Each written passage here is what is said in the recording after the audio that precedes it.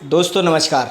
आप देख रहे हैं द फाइंडर। मैं संतोष चाक्य। साथियों, आप जानते होंगे कि 2-3 दिन पहले ही रामभद्राचार्य स्वामी ने एक बयान दिया है, जो कि स्वयंभू शंकराचार्य हैं, बड़े गुरु माने जाते हैं और जिनके नेत्र से भी जो नेत्रहीन हैं।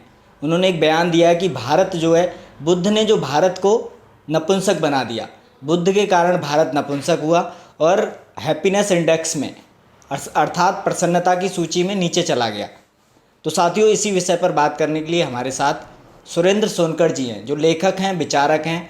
तो सर से हम बात करेंगे इसी विषय पर। तो सर, आपका बहुत बहुत स्वागत है। Thank you. पहला सवाल है मेरा कि स्वामी रामभद्राचार्य ने कहा है कि भारत को बुद्ध ने नपुंसक बना दिया, तो आप कितना सच मानते हैं इसे? ये बिल्कुल मैं समझता हूँ कि वो भले ही स्वयंभू कुलपति हूँ जी, लेकिन मैं समझता हूँ उन्हें बुद्धहीन मानता हूँ, जो बुद्ध के बारे में इतना उनको ज्ञान नहीं है। जी, बुद्ध भारत के एक ऐसे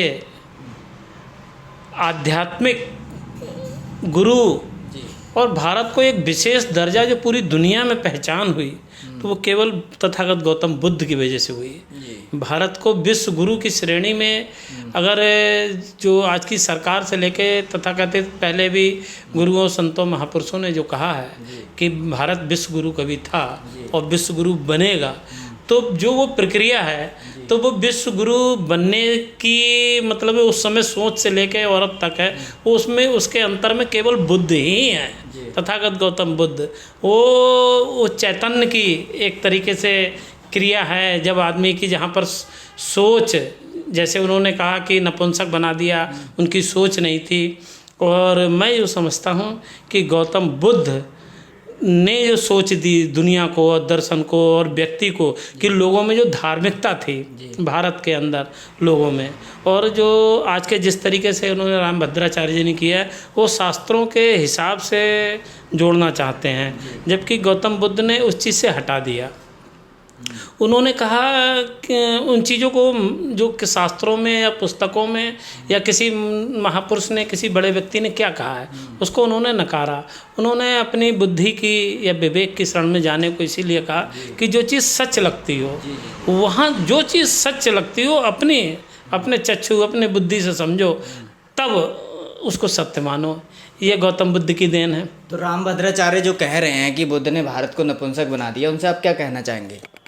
मैं समझता हूँ कि उनको अब उनके मतलब अपने आप को कह तो रहे हैं, लोग भी कह रहे हैं कि साहब वो कुलपति हैं और नेत्रहीन भी हैं, तो पढ़ा तो होगा ही, जो प्रक्रिया है, जो तरीका है।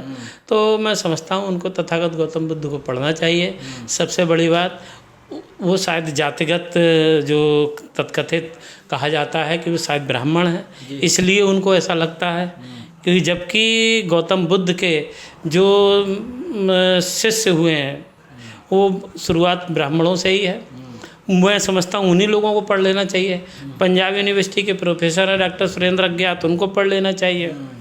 मोदगल्याण ब्राह्मण उनके शिष्य थे, उनको पढ़ लेना चाहिए। सबसे बड़ी बात, ओशो को पढ़ लेना चाहिए, जो इस समय के सबसे बड़े दार्शनिक हैं, जो कहते हैं कि ओशो जो कहते हैं कि तथागत गौतम बुद्ध भारत के एक ऐसे व्यक्ति हैं जिनकी इतनी मंझी हुई, सदी हुई भाषा है, जो हर एक के समझ में नहीं आई, हर एक के समझ में नहीं आती।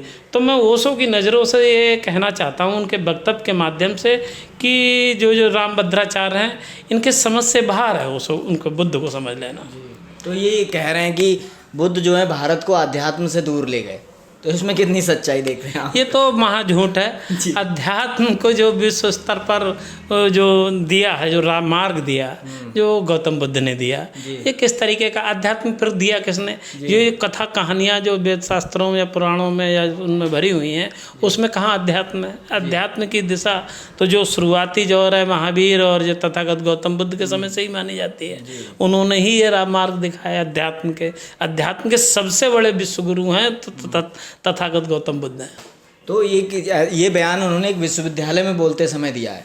तो आपको क्या लगता है छात्रों को भ्रमित करने की कोशिश कर रहे हैं? छात्रों को भ्रमित भी मैं समझता हूँ, वो छात्र क्या समझेंगे। अब ऐसे ऐसे गुरु होंगे तो वो वहाँ यूनिवर्सिटी से निकले हुए वो बच्चे वो भी भ्रमित तो होंगे ही, या तो उनको सच मानेंगे।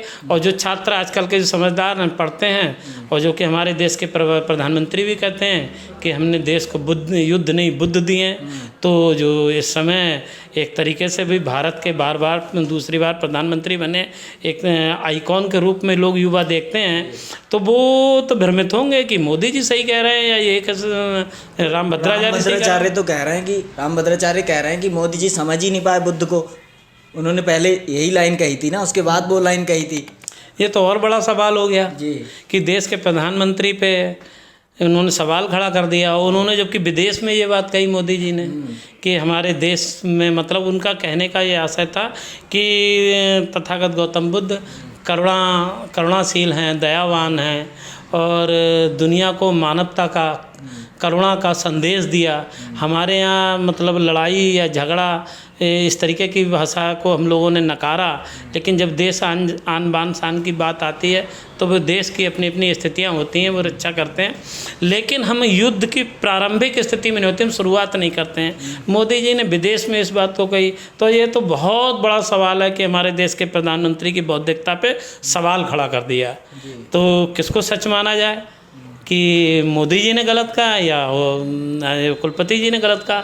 मुझे लगता है कुलपति जी गलत है। उनको अपना ज्ञान शुद्ध करना चाहिए, उनको पढ़ना चाहिए, बुद्ध को पढ़ना चाहिए। बगैर बुद्ध के पढ़े किसी के विषय में आप बिना अध्ययन करे कैसे बता सकते हैं कि कोई व्यक्ति गलत है? तो इसका क्या कारण आप देख रहे हैं? एक बड़ी हवा चलाई जा रही है बुद्ध के खिलाफ एक विशेष विचारधारा के लोगों के द्वारा, तो उन सब से आप क्या कहना चाहेंगे? मैं चाहता हूँ कि बुद्ध को धर्म में की दीवारों में उनको कैद नहीं किया जा सकता, कि बुद्ध इन चीज़ों से सबसे ऊपर उठकर थे। बुद्ध को आप ऐसे समझें जैसे ओशो ने एक बार कहा कि जैसे कि हिमालय पर्वतों की जो श्रृंखला है दुनिया में, और उसमें हिमालय को हिम से आच्छादित सबसे खूबसूरत पर्वत माना जाता है।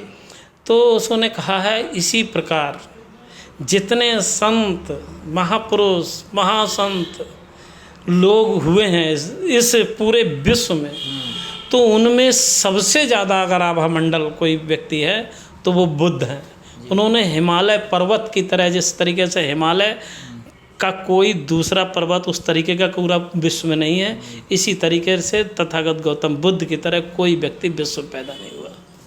तो साथियों, आपने देखा कि जो रामभद्राचार्य जी का बयान है उसकी आलोचना हो रही है, और सर ने भी बताया कि बुद्ध हिमालय हैं। अगर विश्व में बहुत सारे पर्वत हैं तो हिमालय उनमें सर्वश्रेष्ठ है। ऐसे ही विश्व में बहुत से महापुरुष हैं, तो बुद्ध का जो आभा मंडल है वो विश्व में सर्वश्रेष्ठ है, जैसा कि ओशो ने कहा है। तो सर, हमसे बात करने के लिए आपका बहुत बहुत धन्यवाद। बहुत बहुत धन्यवाद। आपका द फाइंडर भी बहुत धूम मचा रहा है, सच्ची सच्ची बातें लेके आते हैं। अब मुझे बहुत अच्छा लगता है और लोगों में लोकप्रिय भी है।